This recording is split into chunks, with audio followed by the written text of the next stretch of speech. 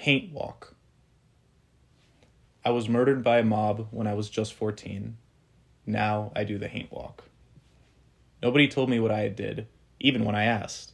They told me animals don't get an explanation, as the sea of cloaked arms and hoods pushed me towards the tree.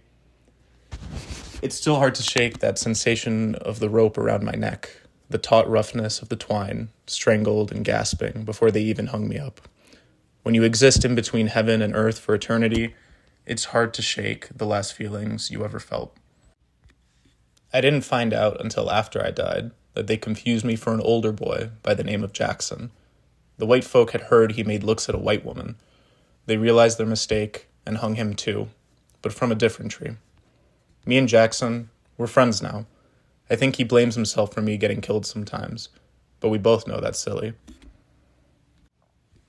My family took my body down nights after, hidden, and gave me a proper burial. They hoped I would be allowed to move on, but I don't really know how to. It's hard finding other Haints who know how to move on when they can't either.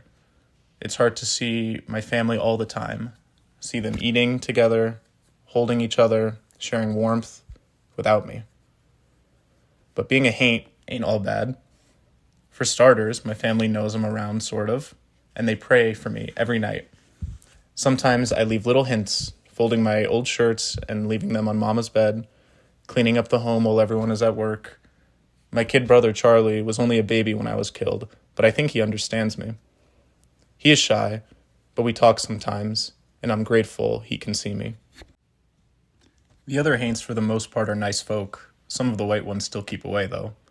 It's not a bad bunch to share conversation with forever. The ones who died older teach me things, like history and philosophy and theater. They interest me, but I get sad knowing I'll never be able to use these things. I try to teach Charlie as much as I can when he listens. The other Haints tell me it'll get harder for Charlie to see me as he grows. I don't just sit around and talk fancy things all day. Other Haints who were lynched like to mess with the ones responsible. They haunt their dreams and leave messages with angry words on napkins and books. There was a year after I died where it became popular to mess with white folks' coffee. A hot cup spills in someone's lap, a pot explodes, spiders burst out of coffee beans by the dozens. White folk here only drink tea now. We let them keep at least that, for now.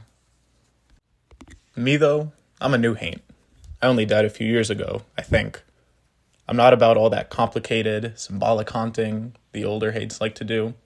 Me, I just do the Haint walk. All Haints here have to learn the Haint walk.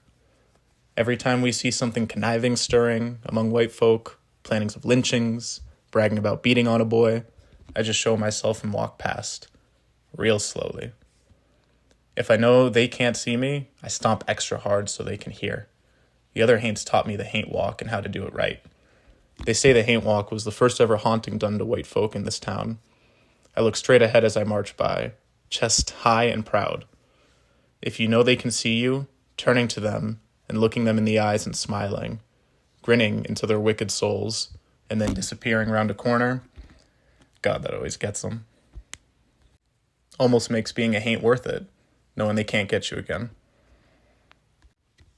I miss my family, really being with my family. I miss being able to throw baseball with friends, the ones alive and ones moved on. I miss feeling and touching and dreaming and bleeding. I wanted to be a theater actor when I grew up. Write my own plays, even though I'd never seen one, only read about them.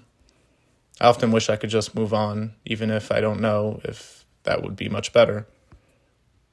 But here I am, murdered at 14, left to haunt the earth for eternity. Now, I just do the Haint walk.